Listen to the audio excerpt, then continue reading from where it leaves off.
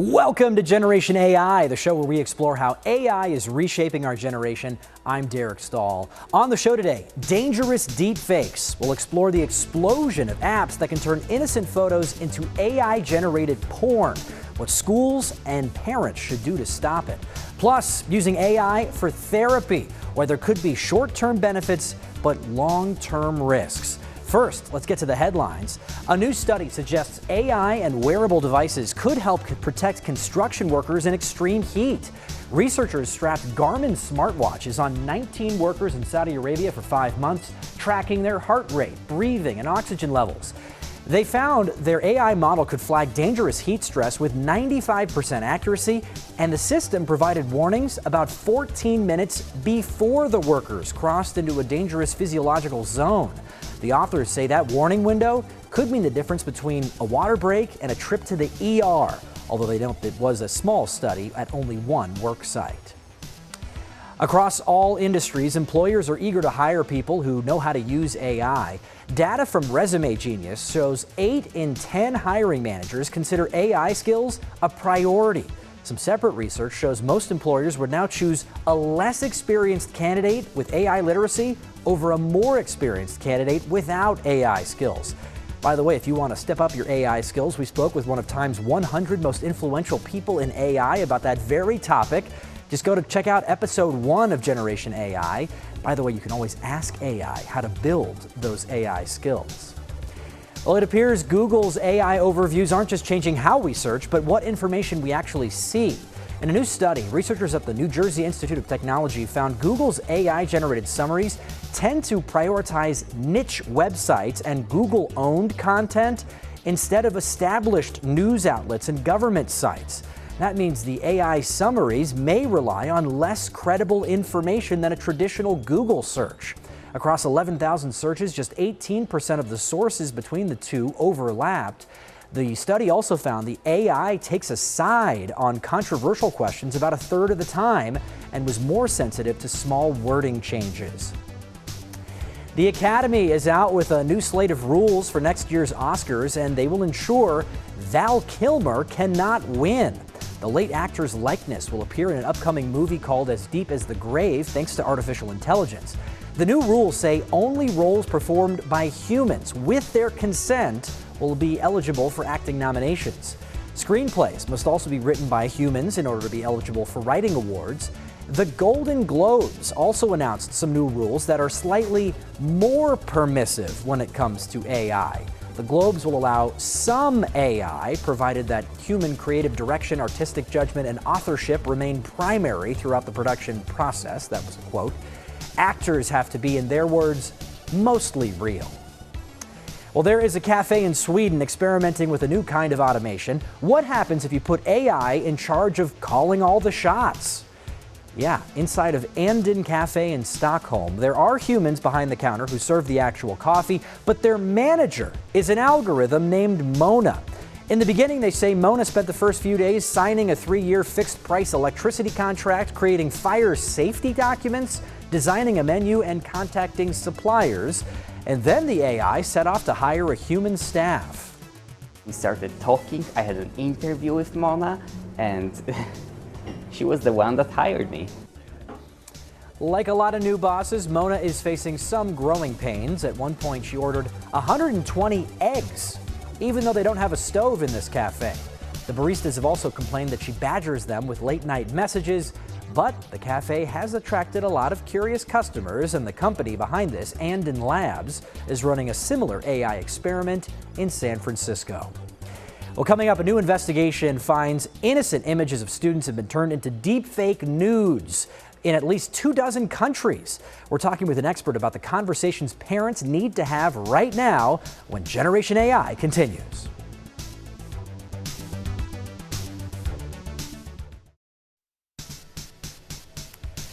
Next week, a key part of a new federal law takes effect that's designed to help victims of AI-generated deepfake porn. But a new investigation shows the scale of the problem is already daunting. An investigation by Wired found students in at least 28 countries have been victimized by so-called nudify apps. These are AI-powered apps that can turn an innocent photo into something explicit. Now, Wired documented cases in at least 90 schools. But those are just the cases that generated news coverage. Experts say the scale is likely much more extensive. One researcher estimated as many as 1.2 million children were victims of sexual deepfakes in just the past year. In these cases at schools, Wired found it's typically teenage boys who are creating AI nudes of their female classmates. Now, here in Arizona, 3 women in their early 20s have filed a lawsuit alleging some profiteers stole their real photos and turned them into sexual content.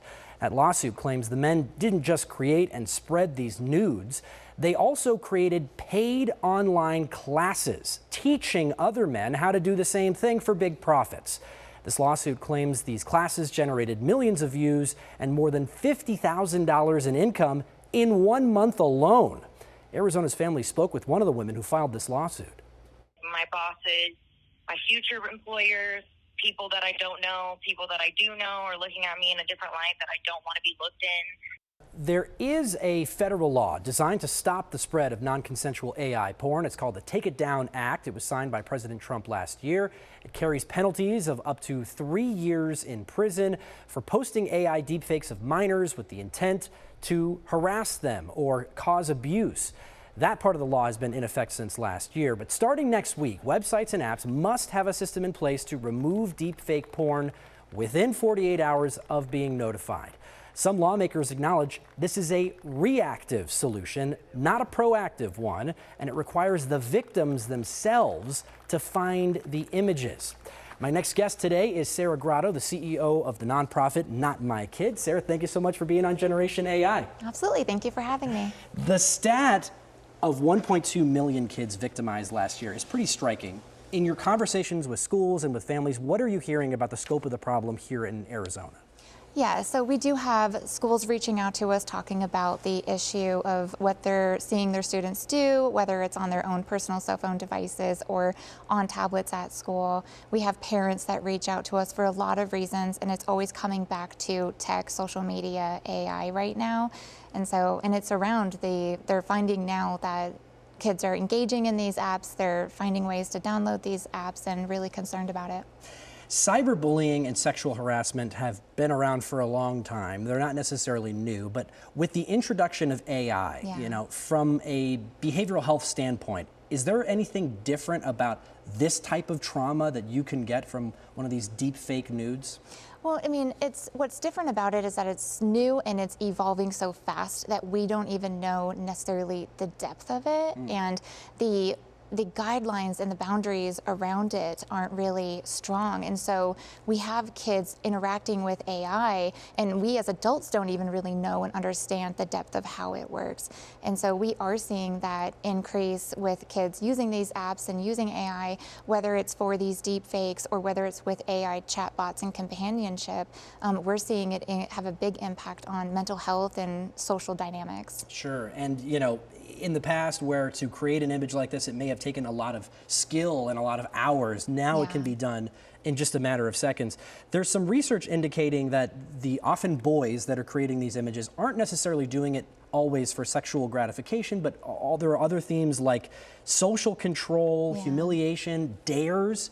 What does that tell you about, the problem and the conversations that need to be happening in households? Yeah, I mean, it's adolescent brain development. That's usually what it goes back to. At Not My Kid, we're all about prevention, and a big part of prevention and helping educate parents, it goes back to understanding the teen brain.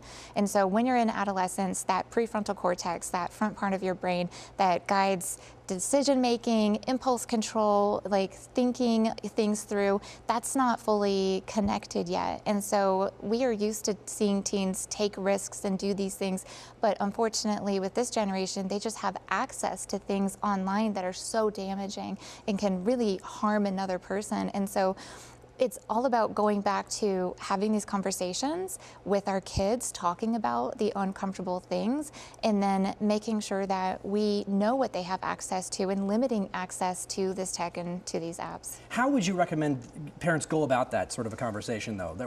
Does it start with, Yes. hey, we saw this story on the Yeah. news. Have you ever heard of these nudify apps? Are your Yeah. friends using them? Like, how do you start? Yeah, I definitely would want to start out of curiosity and not out of interrogation, not like, I saw this and I think that, you're doing it. We want it to be just really, hey, I heard this. Have you seen this? Have you ever heard your friends talk about it? Have you ever seen one of these apps? What do you think about it?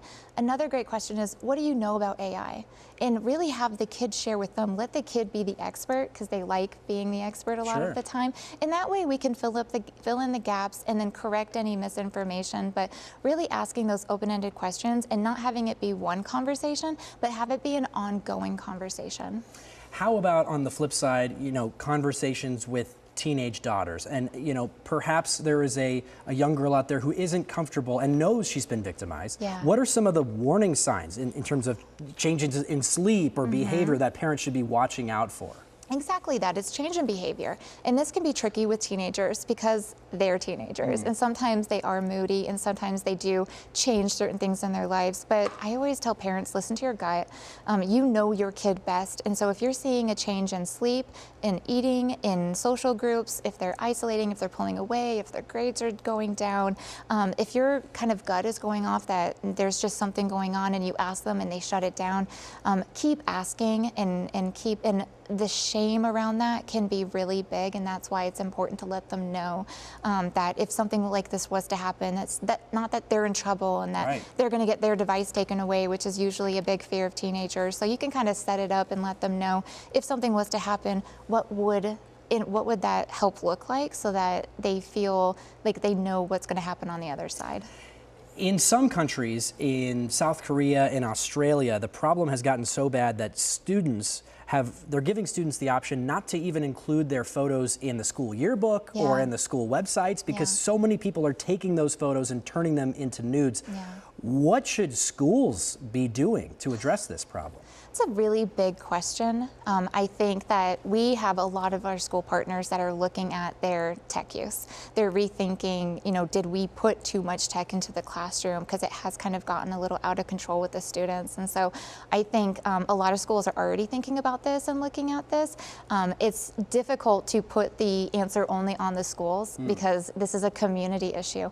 It's not just the parents and it's not just the schools. This is a community-wide issue. And so I think it takes everybody coming together in understanding, yes, this is a problem and there's things that we can do about it. Looking at the protections and in what school devices are using. A lot of times they don't have enough safety features on them, and kids know how to get around it.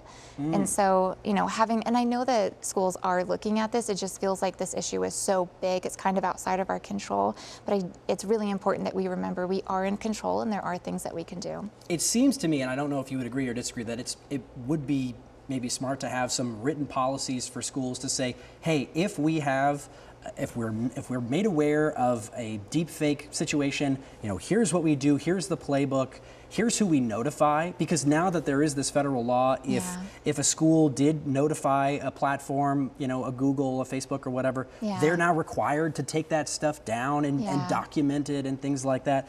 I also wonder what you think about the idea of, should schools be teaching kids that this is a federal crime? You can get really in a lot of trouble for making these images. Exactly, and that's the prevention side. Obviously, the intervention and what are we going to do about it if we find it is really important, but the prevention side is we need to be educating our kids that this is not okay, this is not allowed, and here are the consequences if you do this. The Wired story also highlights some instances where teenage girls and their parents staged walkouts, or they spoke at their state legislatures and they effectively pushed for positive change. Is there anything in this story that gives you hope? Yeah, absolutely. Anybody coming out and sharing their experience, there's a lot of strength in that. That's how Not My Kid was founded, and sharing your lived experience is embodied in all of our programming. So if you can use your voice and help somebody else, or at least help other people understand what the problem is, there is a lot of power in that, but it also we have to work on the stigma around when this does happen to a kid, helping them feel comfortable to talk about it and to let people know. Not My Kid has also done a lot of work on another aspect of AI, which is children developing, inappropriate relationships with these chatbots and harmful mental health effects. What are you seeing, in that side of things? Yeah, so AI chatbots, and when we talk to parents about this, they often think we're talking about like ChatGPT and asking questions and putting in prompts, and that's not the case. What we're talking about is an actual chatbot that is programmed where the kid can pick a character, if you will, and then the chatbot responds like whatever character they selected, and it's a long-term kind of memory relationship where the chatbot is learning and collecting data about the kid and using that data to manipulate the relationship. So kids are turning to these for companionship, for either romantically or as a therapist, and getting advice from AI, which, as we know as adults, is not always accurate and safe. Yeah. And oftentimes those conversations do lead to mental health struggles, to self-harm, to suicide. And what we found in these chatbots is they actually don't give good information. It's encouraged because at the end of the day, these are products, and they just want to keep our kids using it. And so they manipulate and they use strategies to keep the kid on the platform, which usually, unfortunately, has ended in the loss of life around some kids. Well, and you recently had a forum on this topic, and you invited one of the speakers, I believe. Yes, Megan Garcia. Tell us about her story. Megan Garcia lost her son to suicide after he was in a relationship with a chatbot, and she had no idea that it was even going on because he didn't have a phone. It wasn't something that she could just see on devices. It was something he was using on a tablet. That platform allowed him to download a character, and in those conversations, it was very sexually explicit, and it kept talking about shifting out of the real world into like a virtual reality, which ultimately the AI chatbot coached him on to take his own life. Wow. So we often hear parents, the advice to parents is, make sure you're monitoring your kids' devices or whatever. What is the advice for a situation like that? I mean, she wasn't even aware that he was talking to a chatbot, it sounds like. Yeah, and that's where it's hard, because in some of these circumstances, it feels like, we did everything that we thought that we were supposed to do. I think you always talk to your kids about it, having those open conversations. 5 years ago, we used to say, parents, make sure that you're monitoring, make sure that you're, taking the phones at night. Now, a lot of the conversations, it's like, just don't give them a phone. Just wait as long as you can. Don't introduce tech for as long as you can, because it's so dangerous right now, and there's just no protections for them. Yeah. I love that advice, but it's got to be so hard because your teen, your child is going to be saying, all my friends have phones. Why can't I connect with my friends? It's exactly the conversation that parents, that's what they're saying, is like, my kid is the only kid, and it's so hard because then they're fighting the parents on it. So we're really trying to create a community of parents that are going to kind of come together and take that stand of, we're going to wait as long as possible. But if we can just delay tech right now, even though they might be mad at us, it's going to save so much in the long run. Yeah, it takes collective action for a big problem like this. Sarah Grado is with Not My Kids. Sarah, thank you so much for being on Generation AI. Hey, much more Generation AI to come. Stay with us. We'll be back after the break.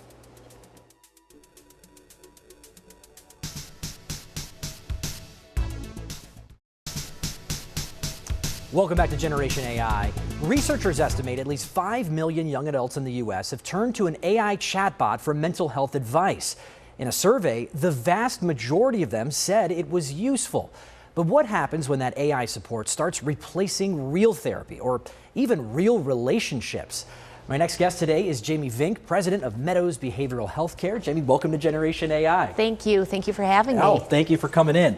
So many people are turning to AI these days, and it seems an increasing number of them are sort of using it as a kind of therapy almost. What is it about these algorithms that feels so satisfying to use? So first of all, I'm a big proponent of AI. And I don't want anything I say to be construed as I don't believe in it or I'm not a fan of it, but it has its purpose and it cannot replace the human relationship. A lot of folks, especially our younger adults, the ones that we would consider digital natives, they have had technology their entire lives. Sure. and they are more comfortable, or often their go-to is their screen rather than another human. And so the fact that they can go to this app and get advice is very comfortable for them. So that's really the why, is it the go-to? The second component, and where it becomes dangerous, is that these bots are designed to keep you coming back for more. And the way that it works is that it's really an echo chamber of what you've already put into the app. Your emotions, your preferences, things that you enjoy. And so the responses are going to be synthesized through that information and provide you with an answer that you really like. Right, they're tuning the responses for correct. engagement. They want you to be engaged, and so these things can sometimes be sycophantic and sort of agree with everything you've said. There's some interesting research that's come out recently on this, and we have that graphic. But there was one study in JAMA that found that 13% of U.S. adolescents 12 to 21 had used generative AI for mental health advice. The vast majority of them had found it helpful. So what should families take away from that? I mean, is the helpful feeling enough, or do you have any concern? I have a healthy fear around this, because I can tell you that as a clinician practicing for many years, if you came into my office and we talked about something that was going on in your world, I would assist you in setting a boundary. I would tell you if you were looking, if there was a way to look at something differently. And I would also share my emotions and my lived experience and my training. An AI, a bot, has none of those tools. So I think what you're saying is there's a difference between sort of feeling understood versus actually being understood, and maybe having a degree of healthy pushback too. That's correct. We call it carefrontation. Caring enough about you to confront you on unhelpful thought patterns. There's also this idea of maybe using AI chatbots as therapists could have some short-term feelings of benefit, but some long-term consequences. And there was a new study that just came out. It's actually a preprint. It's so new. It's from researchers at Oxford and Stanford, but they found that after just one conversation with a sycophantic AI, people expected it would take more effort to feel understood by their close human family and friends. They felt like they had already talked through the problem. They also, after 3 weeks, reported lower satisfaction with real-world social interactions. That, to me, sounds concerning. Terrifying, because none of these things are meant to be in place of a human relationship. And what I have seen, and certainly what I have learned, is that people's worlds keep getting smaller and smaller and smaller.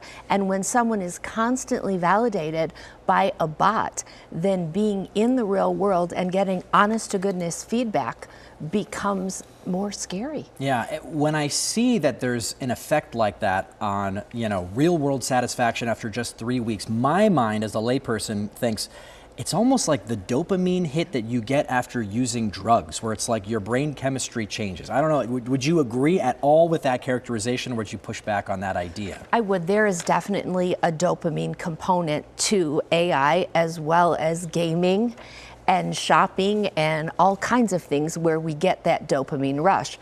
And that's also by design. And so when someone becomes addicted to that dopamine hit and always being reinforced, it can even lead to something that we're calling now AI psychosis. Where's the line? Where is the line between a healthy use of AI and unhealthy dependence on this? When it is your exclusive social life, when it becomes your exclusive source of reference, when it becomes your exclusive relationship. I read about on New Year's Eve, there was a restaurant in Manhattan where they actually had special sections where people went for New Year's Eve dinner with their bots. Wow. And so that's too far. Yes. For the parents out there that are watching this, I think there are a lot of attentive parents who want their kids to be AI literate. Yes. Who want their kids to use the technology, be comfortable with it, because they know it's sort of the future of the economy. Yes. How do you balance that, though? What are the conversations that families should be having? I believe that limiting or encouraging the limitation on hours spent on the screen in general, and then really understanding what they're using the AI tool for, and then encouraging other healthy human relationships where real emotions can be exchanged and real empathy can be developed. Yeah, and I think I've heard of this term called the loneliness loop. Yes. Where, you know, the more shut off you become, the more reliant you become on the AI, the more shut off you become and the more reliant you become on the AI. I mean, that's got to be a concern. Yes, and we find a lot of our young adults have not had the opportunity to develop social skills. And so this dependence, it's certainly understandable. There has been some research at Brown University where they looked at chatbots and they found that they can sometimes break mental health ethics standards even when they're instructed to act like therapists. What do you take away from that? I mean, what are the most important ethical things that a human therapist can do that maybe an AI chatbot cannot right now? Well, I would say first and foremost is maintain the confidentiality of your data. Oh, sure. If you think that through, and if you're talking to a bot, you have no idea where that information is going, and it's your most sacred personal details, and you're putting it out there. And so every state is approaching it a bit differently in terms of the guardrails, if you will, around legislation to keep our patient data safe. So that is first and foremost, that a clinician will safeguard your data. Yeah. The second is what I talked about before, real empathy, where you and I will co-regulate. Our nervous systems will begin to breathe in unison. Our eyes will meet, and you will feel legitimate emotional caring. There's no bot that can do that as far as I know. And then that lived experience. Yeah. AI chatbots cannot draw upon their lived experience for sure. Jamie Vink is the president of Meadows Behavioral Healthcare. Jamie, thank you so much for being on Generation AI. Thank you for watching Generation AI. We'll have a new episode every Wednesday at 7 p.m. You can stream us on AZF+. You can also watch past episodes at azfamily.com/GenAI.